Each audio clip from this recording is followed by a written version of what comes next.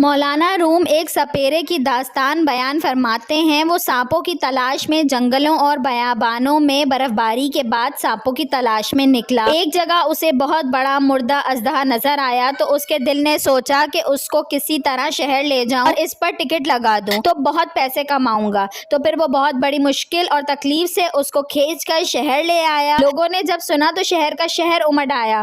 اژدہا جو اصل میں مردہ نہیں تھا، برف باری میں ٹھنڈک کی وجہ سے اس کا جسم سن ہو گیا تھا۔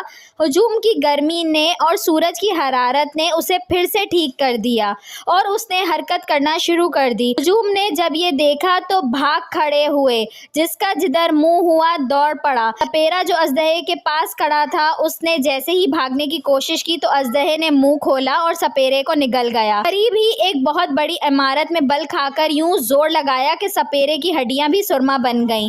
مولانا روم یہ واقعہ سنا کے یوں فرماتے ہیں کہ ہمارا نفس بھی ایک اژدہے کی طرح ہے، اسے کبھی مردہ تصور نہیں کرنا۔ وسائل نہ ہونے کی بنا پر یہ ٹھٹرا ہوا نظر آتا ہے۔ اللہ کریم کی اطاعت سے بغاوت اور دنیا پرستی وہ دو حرارتیں ہیں جو اسے متحرک کر دیتی ہیں۔ اس لیے استغفار کیا کریں اور اللہ سے نفس کی قید سے بچنے کی دعا کیا کریں۔ ویڈیو اچھی لگی ہو تو اس کو لائک کریں، شیئر کریں اور میرے چینل کو سبسکرائب کریں اور ساتھ ہی بیل آئیکن کو بھی پریس کر دیجئے تاکہ میری نئے آنے والی ویڈیو آپ کو مل سکے۔